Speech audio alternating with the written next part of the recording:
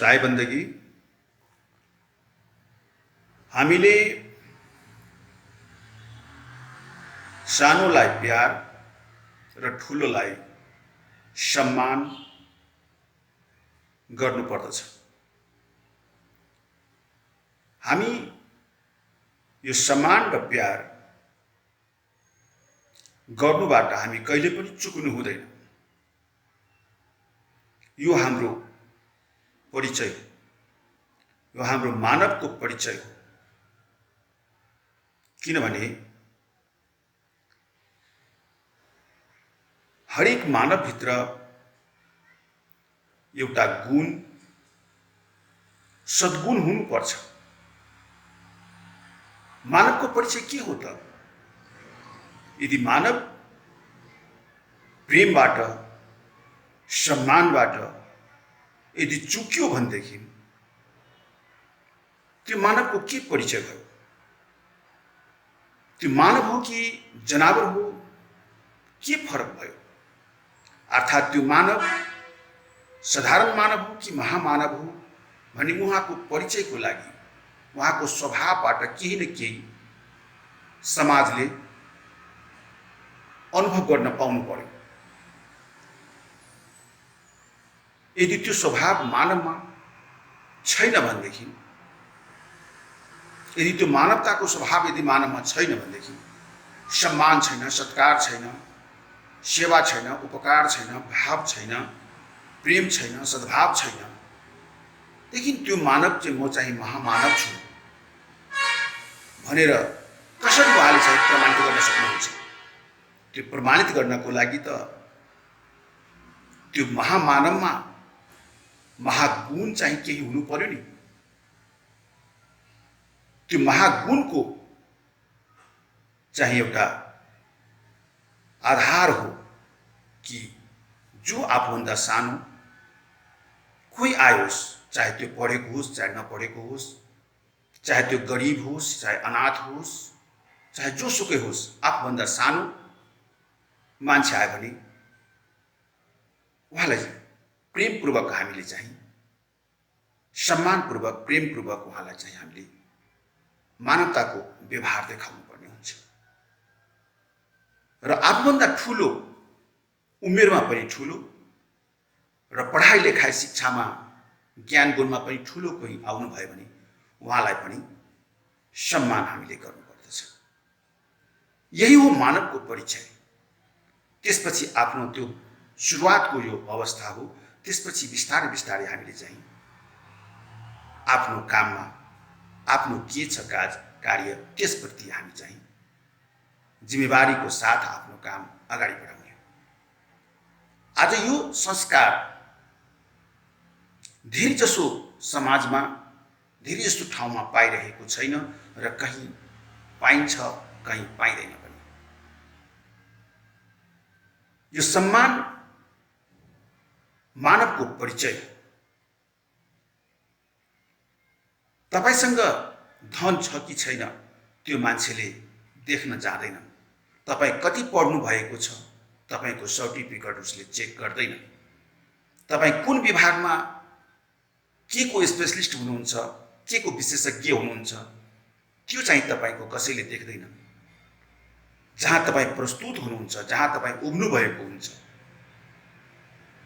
जहाँ तपाईँ कार्य गरिराख्नु भएको हुन्छ, जुन मासमा तपाईँ बसिराख्नु भएको हुन्छ, जुन समाजमा तपाईँ बसिराख्नु भएको हुन्छ, त्यो समाजले तपाईँबाट के पाउने, त्यो समाजले तपाईँबाट के दर्शन लिने हो, त्यो मेन कुरा हुन्छ। हामी त्यसबाट अहिले हाम्रा समाज त्यो चुकिराख्नु भएको अवस्था छ। एउटा कथा धेरै पुरानो याद आयो, तुलसीदासको। तुलसीदास धेरै दिन पहिले त्यो कथा हो। यो उहाँ सानैमा घर छोडेर सन्यास लिएर कहीँ ज्ञान आर्जन गर्नको लागि घरबाट गइसक्नु भएको थियो र धेरै दिनपछि, करिब 50-60 वर्षपछि उहाँलाई याद आयो कि मैले यति शास्त्र लेखेँ, ग्रन्थ लेखेँ, मलाई संसारले मलाई पूजा गरिरहेको छ, म चाहिँ आफ्नो गाउँमा जहाँ जन्मेको छु त्यहाँ मैले चाहिँ एकचोटि जानुपर्ने रहेछ कि मेरा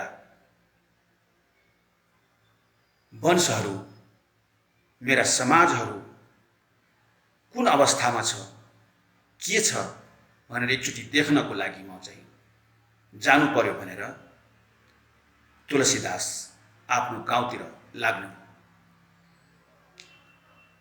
उहाँ गाउँमा जानुभयो। स्वाभाविक रूपले 5 वर्ष 6 वर्षको उमेरमा निस्केको मान्छे 60-70 वर्षमा आएपछि, स्वाभाविक रूपले उहाँलाई 70 वर्षमा आएपछि उहाँलाई स्वाभाविक रूपले कसैले चिनेको हुँदैन। उहाँलाई वास्तवमा कसैले चिन्नु पनि भएन। अनि उहाँलाई चाहिँ गाउँलेहरूले सोध्नुभयो कि बाबा तपाईँको घर कहाँ हो, तपाईँको नाम के हो, तपाईँ कसको छोरा हुनुहुन्छ, तपाईँ यो गाउँमा मेरो घर हो भन्नुहुन्छ, तपाईँ कसको छोरा हुनुहुन्छ, तपाईँको बुबाको नाम के थियो, तपाईँको बाजेको नाम के थियो भनेर सोध्नुभयो। सोद्धाखेरि उहाँले भन्नुभयो मेरो बुवाको नाम यो थियो, मेरो बाजेको नाम यो हुन्थ्यो, म यति सालमा चाहिँ यति वर्षको उमेरमा घर छोडेर निस्केको थिएँ। यी कुरा विभिन्न कुराहरू भन्दाखेरि जस्तो जो उहाँको उमेरको मिल्ने मान्छेहरू हुन्थ्यो उहाँहरूले चाहिँ याद गर्नुभयो र भन्नुभयो ए फलामाको छोरा, ए त्यो तुलसिया, ए फलानाको छोरा। हेर्नुहोस् यहाँ चाहिँ हेर्नुहोस् कस्तो जुन तुलसीदासको विश्वले उहाँको शब्द श्लोकबाट लाखौं करोडौं मान्छे सुध्रिसक्नुभयो। उहाँको ग्रन्थहरू नेटमा राखिएको छ। उहाँले बोल्नुभएको वाणीहरू महामहापुरुषहरूले त्यसको व्याख्या विश्लेषण गरेर श्लोकहरू उच्चारण गरेर लाखौं करोड मानिसलाई ज्ञान दिइराख्नु भएको छ।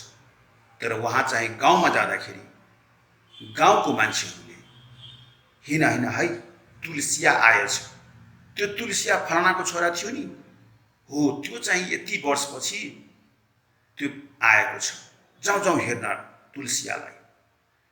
मित्र, यो संस्कार हेर्नुहोस्, गाउँको संस्कार हेर्नुहोस्, मानवको संस्कार हेर्नुहोस् कि मानवको पूजा कुन व्यक्तिले गर्नुहुन्छ र कुन व्यक्तिले त्यो मानवलाई कुन दृष्टिले देख्नुहुन्छ। त्यही तुलसीदास आफ्नो ठाउँमा जहाँ तपोवनमा बस्नुभयो, सेवा दिनुभयो, तपस्या गर्नुभयो र महामहाग्रन्थको रचना गर्नुभयो। पुरा जीवन उहाँको तपोवनमै बित्यो। तर उहाँ चाहिँ घरमा आउँदाखेरि उहाँका घरका छिमेकीहरूले कस्तो व्यवहार देखाए, कहाँ गयो त्यो कुरा।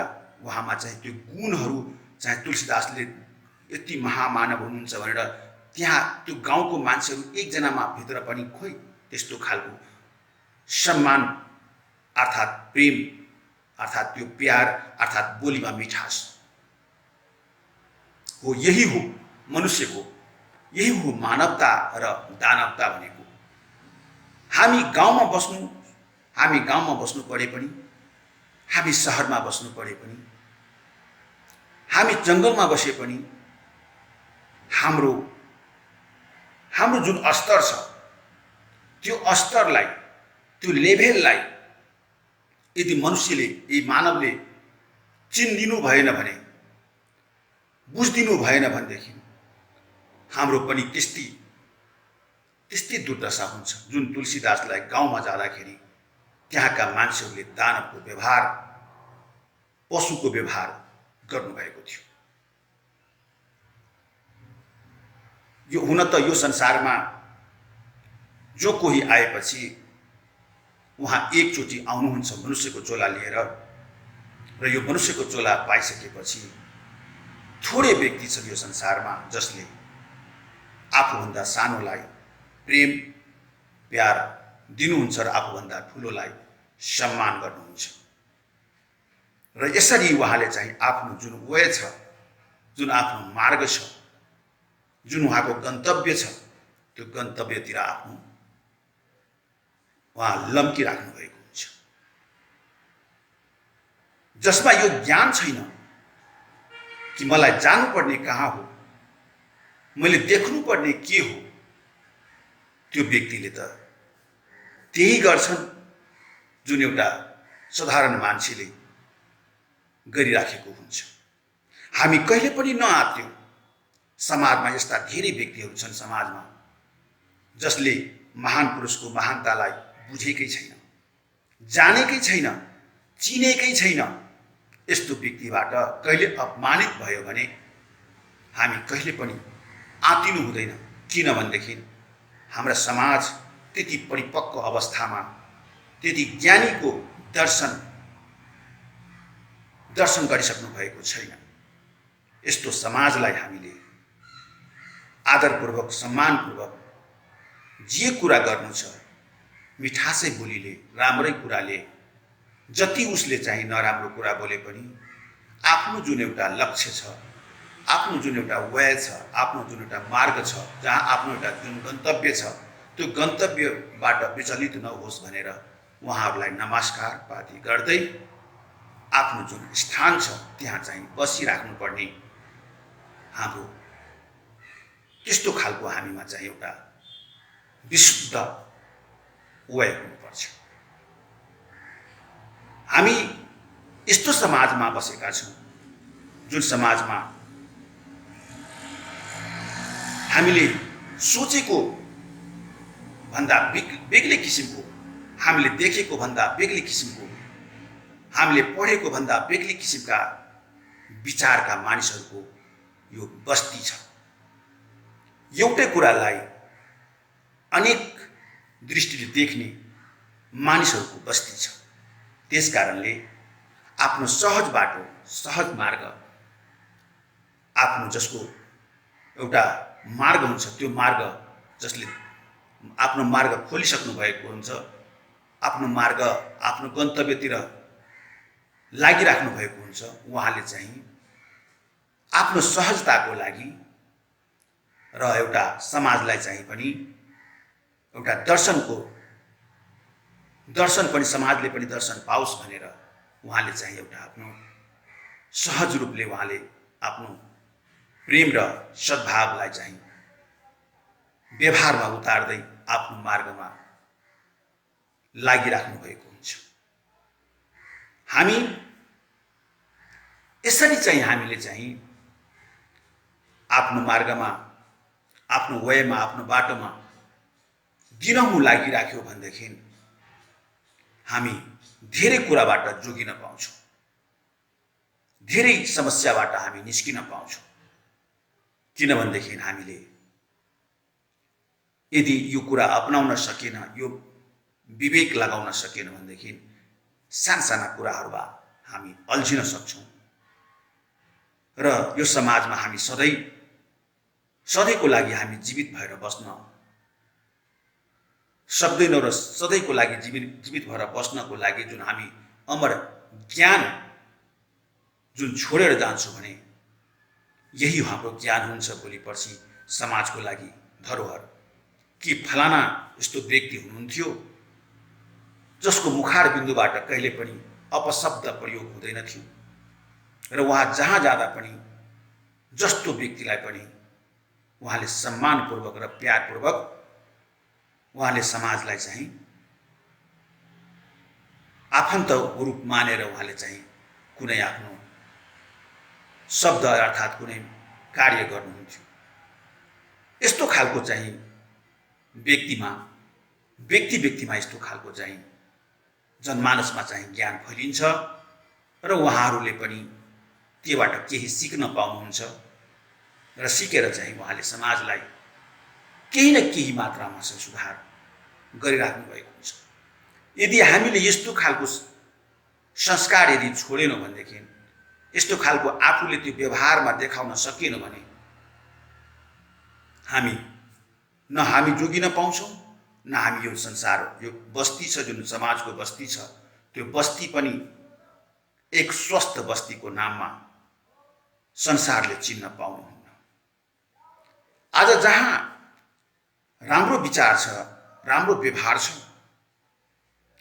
राम्रो मार्ग छ, उहाँ एकदम हँसी खुसीको साथ उहाँको जीवनचर्या चलिरहेको छ। जहाँ कहीँ त्रुटिपूर्ण केही उहाँको मार्ग छ अर्थात् खुला छैन, ओपन छैन भनेदेखि उहाँलाई कहीँ न कहीँ झमेला हुन्छ। झमेला त्यही व्यक्तिलाई हुन्छ मित्र, जो व्यक्ति कहीँ बनावटी या शास्त्रीय ज्ञानहरू मात्रै बटुल्नु भएको हुन्छ। उहाँलाई चाहिँ त्यो डिप मूलको ज्ञान चाहिँ उहाँसँग हुँदैन। मूलको ज्ञान भनेको कुवाको ज्ञान हो, इनारको ज्ञान, जहाँबाट शुद्ध पानी, जहाँबाट त्यो पानी निकाल्नको लागि मानिसले त्यहाँका ढुङ्गा, माटो, बालुवा, कंकड सबै निकालेर बाहिर फाल्नुहुन्छ र जहाँ मूल स्रोत हुन्छ पानीको, त्यो पानीबाट, मुहानबाट आएको पानी स्वच्छ पानी हुन्छ, स्वच्छ ज्ञान हुन्छ। त्यहाँबाट आएको जुन ज्ञान हो, ज्ञान रूपी पानी आएको हुन्छ, त्यो स्वच्छ हुन्छ, निर्दोष हुन्छ, निष्पक्ष हुन्छ, निर्मल हुन्छ, कञ्चन हुन्छ। भनेदेखि जहाँ एउटा हज जस्तो बनाएको हुन्छ, हज अर्थात् पानी राख्ने ठाउँ, जहाँ चाहिँ त्यो हजको पिँधमा पनि माटो खनेर हटाएर त्यो पिँधमा चाहिँ पनि प्लास्टर गरेको हुन्छ र त्यसको चारैतिरबाट प्लास्टर गरेको हुन्छ र त्यसमा चाहिँ इनारमा के हुन्छ भनेदेखि कुवाको मूल स्रोतबाट, मूल मुहानबाट पानी आउँछ भनेदेखि हजमा चाहिँ के कस्तो हुन्छ भने चारैतिरबाट पानी निस्किने ठाउँ नभएर त्यो चाहिँ चारैतिरबाट पानी ननिस्कियोस् भनेर त्यहाँ पानी बाहिरबाट हजमा हाल्ने हो भने, इनारबाट चाहिँ भित्रबाट पानी चाहिँ बाहिर आउने हो भने हजमा चाहिँ इनारको पानी त्यो हजमा हाल्ने हो। र जति ठुलो हज हुन्छ त्यति पानी अट्छ। र त्यो पानी अट्नुको मतलब त्यस संसारिक शब्दका जुन ढेर छ, पानी रूपी शब्द, त्यो शब्द चाहिँ हजमा रहेको हुन्छ भनेदेखि मूल ज्ञान हुन्छ, थोरै हुन्छ, स्पेशल हुन्छ, त्यो चाहिँ इनारको पानी। दुई किसिमको ज्ञान हुन्छ, एउटा हजको ज्ञान, एउटा हुन्छ कुवाको ज्ञान। एउटा हुन्छ शुद्ध विशुद्ध ज्ञान र एउटा ज्ञान हुन्छ हज रूपी शास्त्रको ज्ञान। शास्त्र शब्द हो, शब्द मात्रै हामीले सबै दिन उच्चारण गरेर चाहिँ हाम्रो त्यो व्यवहारिक यदि हामी केही सिक्न सकेन, त्यो जीवनमा हिँडेर चाहिँ हामीले अनुभव गर्न सकेन भनेदेखि त्यो शब्द मात्रै दोहोऱ्याइराख्यो भनेदेखि त्यो हजको पानी जस्तो हुन्छ। र हजको पानी कस्तो हुन्छ भने गनाउँछ भनेदेखि कुवाको पानी के हुन्छ, शुद्ध हुन्छ। त्यो कहिले पनि, किनभने मूलबाट आएको हुन्छ, हजको पानी चाहिँ जम्मा गरेर हुन्छ, बाहिरबाट पानी हालेको हुन्छ। त्यस कारणले हामीले चाहिँ कुवाको पानी बनाऊ। कुवाको पानी भनेको स्पेशल अर्थात् कुवाको ज्ञान भनेको मूल ज्ञान हुन्छ, जुन सबैको लागि सम्मान हुन्छ भने शास्त्रीय ज्ञानहरू शब्दहरू मात्रै हुन्छ। त्यो यदि व्यवहारमा अनुभवमा यदि आएन भनेदेखि त्यो पण्डित जस्तो खाली व्याख्या गर्ने, विश्लेषण गर्ने, धर्मको विश्लेषण गर्ने, कोही अब जस्तै तपाईँको शास्त्र, हिन्दूको शास्त्र छ भने मुसलमानको कुरान छ, इसाईको चाहिँ बाइबल छ, यस्तै तरिकाले त्यो व्याख्या विश्लेषण गरेको छ। आफ्नो आफ्नो तरिकाले त्यो शब्दको मात्रै व्यवहार हुन्छ, तर त्यो हिँडेर अनुभव गरेको ज्ञान चाहिँ कुवाको पानी हो। त्यो कुवाको पानी पिएपछि त्यो शुद्ध आफूलाई शान्ति अनुभव हुन्छ। शब्द जति पिउनुहोस् एकछिनपछि खाली हुन्छ भने कुवाको पानी यदि गहिरो ज्ञानबाट हामीले आर्जन गरेको ज्ञान, व्यवहारिक ज्ञान र त्यो अनुभवको ज्ञान यदि अनुभव गर्यो भनेदेखि त्यो ज्ञानको चाहिँ बेग्लै किसिमको अनुभव हुन्छ। त्यसकारणले महाज्ञानीहरू हुनुहुन्छ, उहाँहरूले बढी शब्द उच्चारण गर्नुभन्दा पनि उहाँले चाहिँ सम्मानपूर्वक सबैसँग व्यवहार गर्नुहुन्छ भने थोरै कुरामा चाहिँ उहाँ चाहिँ सन्तुष्ट भएको हुन्छ। एउटा कथा छ कि एउटा जोगी हुनुहुन्थ्यो, एकदम गरिब जोगी हुनुहुन्थ्यो। उहाँ चाहिँ एउटा सानो झोपडी बनाएर एउटा कुनै जङ्गलमा बस्नु भएको थियो। अनि त्यो जङ्गलमा चाहिँ एउटा उहाँलाई खोज्दै खोज्दै एउटा शिष्य जानुभयो र उहाँसँग बस्नुभयो। करिब 15-20 दिन बस्दाखेरि जोगीले चाहिँ त्यो जोगी बाबाले एउटै शब्दलाई चाहिँ पटक पटक दोहोऱ्याइराख्नु भएको थियो। जो उहाँको शिष्य हुनुहुन्थ्यो उहाँले चाहिँ उहाँको विचारमा चाहिँ उहाँको शिष्यको विचारमा कि बाबा चाहिँ एउटै कुरालाई पटक पटक दोहोऱ्याउनुहुन्छ, म नयाँ नयाँ कुराहरू सिक्न आएको छु, सायद बाबाको ज्ञान रहेनछ कि भनेर उहाँले चाहिँ उहाँको मनमा खुल्दुली लागिरहेको थियो। अनि उहाँले चाहिँ त्यहाँबाट जाने निधो गर्नुभयो। त्यसै दिन चाहिँ एउटा तपाईँको पण्डित शास्त्री आइपुग्नुभयो। टुकुलुक्क त्यही झोपडीमा आउनुभयो बाबालाई दर्शन गर्नको लागि। र उहाँले चाहिँ रातभरि बाबालाई चाहिँ विभिन्न किसिमका शास्त्रका ज्ञानहरू सुनाउनुभयो, तत्त्व ज्ञानहरू सुनाउनुभयो।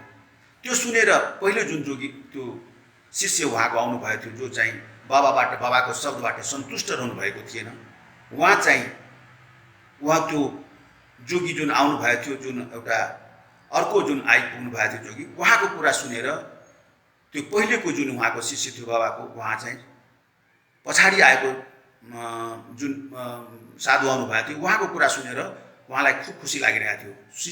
गुरु त यस्तो पो हुनुपर्छ, तत्त्वज्ञानी, कति मिठो कति सूक्ष्म तत्त्वज्ञान दिइराख्नु भएको छ, यो पो महान व्यक्ति हुनुहुन्छ भनेर भन्दै हुनुहुन्थ्यो।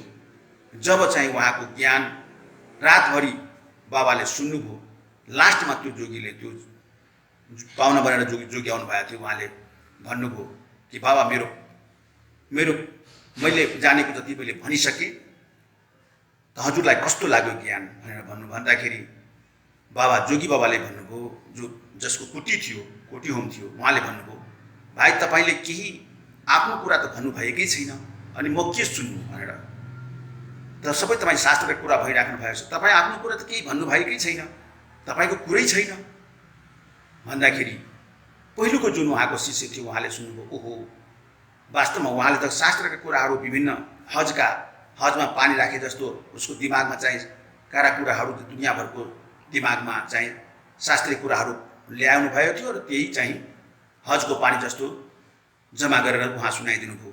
तर वास्तविक उहाँसँगको जुन अनुभवको कुरा थियो त्यो चाहिँ एउटा शब्द पनि थिएन।